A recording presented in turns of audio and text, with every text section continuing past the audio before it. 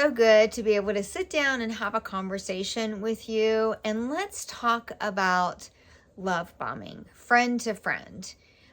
Because sometimes we don't have anybody to talk to, and it's nice to be able to just sit down and have a conversation. So this is just friend to friend, and we're going to talk about some things we go through with challenging relationships. And one of those that we're going to talk about today is love bombing. And love bombing is when they shower you with so much love and gifts, like extravagant gifts. Or let's say something happens, you get in an argument, and then they come back and they just shower you with gifts and want you to forgive them. But a lot of times it starts out at the very beginning of the relationship where they give you lots of gifts and they make you feel so special, like you are the most important person in the world, and they love you so much, and you are gorgeous and you are their everything, right? And it starts out that way. And I know for me, it started out with fancy gifts, fancy dates, just making me feel like I was his dream girl. I was everything he ever wanted, and he couldn't live without me. And of course, I fell for it because, I was 18 at the time. And then, eventually it rolled into, I couldn't have any guy friends because that made him jealous, and he just wanted me all to himself, which was so sweet. And then, it goes into, you have friends, and then he's like, well, but their boyfriend or their husband doesn't like me, or your friend doesn't like me, and so we can't hang around them. And eventually, you kind of have to let some friends go in order to be with him. You don't realize that's what's happening, but that's slowly what's happening. And then eventually, your family's a problem, right? Probably your family doesn't like them, which is generally the case. Your family doesn't like them because they know you. They love you and they want what's best for you. And when you're with somebody that they can see doesn't yoke well with you, we have a tendency, because we've already been so love bombed, that we can't see that. And we think our parents are just being mean or controlling or cruel, whatever, right? Or you don't know him the way I know him, right? Have you said that? I know I said that. And so eventually, as time goes by, you kind of eliminate your family out of the picture because it's just too hard. Your family doesn't agree with the relationship, and you love them because you feel like you are their everything, right? And even if you see the warning flags, you feel so committed to him and you just can't leave. That's how I felt. Given, I guess, about 6 months into the relationship, I saw all the red flags and I wanted to leave. But I would hear things like, I'll die without you. I can't survive without you. Or I tried to kill myself today because of the thought of you leaving me. He would leave me notes with blood on it saying things like that. And it was so difficult because I didn't want him to take his life. And I really believed what he was saying. And so they have all kind of ways. And I don't know that they purposely or think this all through. I just think it's in their nature. It's just kind of who they are. I think that they had a lot of childhood trauma and maybe weren't loved and cared for the way they were supposed to have been. Maybe they grew up with a lot of insecurities. Maybe they felt abandoned by their family, their mom or their dad or whatever. And so that's kind of transferred on to you. And you don't know that. You don't know that when you're starting out in a relationship with a person, like how they were brought up and what their family was like. And so you don't know all of their insecurities. You don't see the narcissistic tendencies that they have, where they're very manipulative and controlling, because they need to control the situation.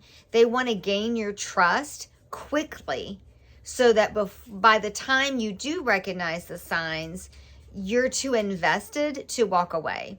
And I know, so many times people will look at those that stayed in these relationships and think, how did you stay? Why did you stay? But when you're in it, they start out just little things, little tiny things along the way. And then before you know it, it's this big thing. And it's like, I don't know, it's the hardest thing to get out of because they've already done all of this work in the very beginning. So by the time you see the flags, you're really stuck in there. But I think what the important thing is with this video is for you to see how this works, see the red flags, so that you can make that decision of, you know what, I may be fully invested in this. I may be way too far into this, but now I see that these red flags and I see what's really going on, and maybe you can make the decision to get out way faster than what I did, because I stayed about 25 years and that was way too long, caused way too much damage to me and my children. And I just pray that if you are noticing these signs, that you have the courage and you can stand up for yourself. And I think most importantly, have your voice. My voice had been taken from me years before. I didn't have a say, it seemed like, in anything. And I just pray that you can recognize the flags and get out, or find a way to work it out, deal with it. I don't know. Narcissism is a very hard thing to tackle. I know when I was in therapy, they said it's almost virtually impossible, because a person that's a narcissist doesn't even know they're a narcissist. And so therefore, how can you help them? And so I guess my suggestion is, if you see the red flags, then you run as fast as you can, if at all possible, because it is just going to get worse. I'm just here to tell you, it gets way worse. I don't know how far you're into this, but it does get way worse. And so I would say, let's look at some of the red flags, okay? You start feeling uncomfortable, right? Like, have you ever had somebody, they start showering you with gifts, but it's the words. Like, this has happened to me numerous times, and because of what I've been through, I just immediately delete them. But somebody will message me on Facebook or whatever, and they'll say, "Hey, gorgeous." Now, this isn't a person I've been conversing with. This is an out of the blue. Could be somebody that I know, but it's out of the blue. "Hey, gorgeous. Love your profile picture. Love your beautiful smile." Like they're just giving you compliments, right? I delete them and block them right off the bat, because in my mind, a godly man would, if they reached out to me, they would just try to say hey or hello, or try to start a friendly conversation. They would not just start out with, "Hey, gorgeous," or something like that. So for me, that's always a red flag. But then just making you feel uncomfortable with things that they're doing, the way they're acting, the way they approach you. One of the things I cannot stand is to be with somebody and they want to do, I wouldn't say vulgar things, but kind of inappropriate things out in public, whether it's pat you on the behind or, just things that make you feel uncomfortable. I think a godly man would not do that. In my opinion, a godly man is going to be very, very attentive to what your needs are and what you want, and want to make sure you feel very comfortable with him in all aspects of life. And that's what I look for. And so when you feel uncomfortable like that, that may need to start, doing some sirens or something, right? So, and then just over the top compliments on top of that, just, "Oh my gosh, you are my dream girl. You are the one I have wanted my entire life. You are amazing and wonderful." Now, you are probably amazing and wonderful, right? But they just are over the top, with all of their, words and things like that. So maybe gauge that, if you will. They want to spend all of their time with you, right? So let's just say it's a constant thing, right? You want to go hang out with your friends, but they really want to hang out with you, so you cancel with your friends, right? I think a godly man is going to want you to spend time with your friends, spend time with your family, join you or not join you, right? Like, be okay with not always being together. To me, that is another red flag, when they won't ever let you do that and they want all of your time.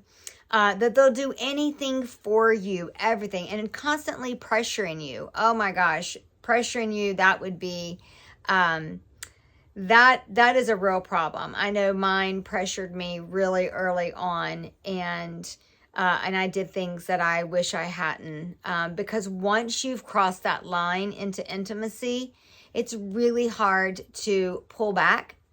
And I think that people like this try to do that quickly on.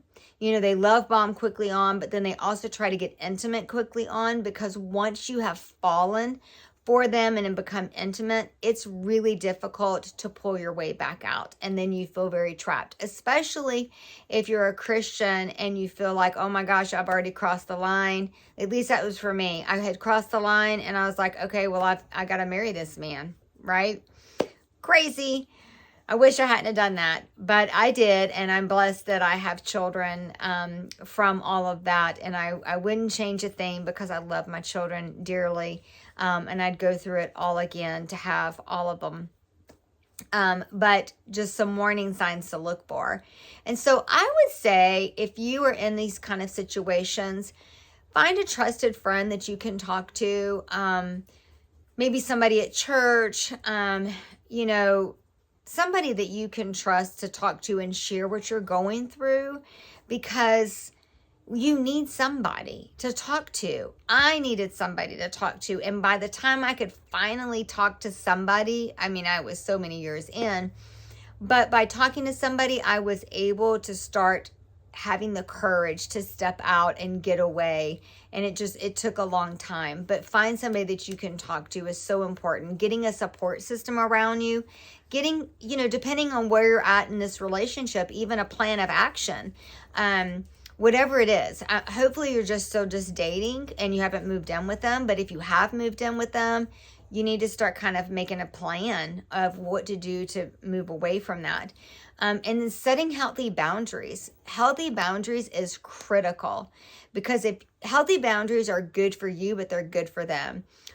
I know for me, when I set those healthy boundaries, it made him go crazy, because he had now lost control. I was no longer conforming to what he wanted, and his true colors started showing.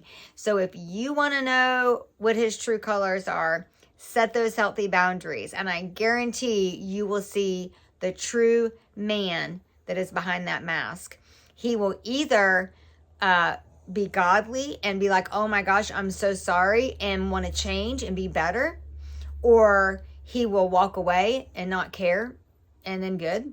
Or he'll lose his ever-loving mind and won't know what to do. That's what mine did. So it's all different, and you never know what's going to happen.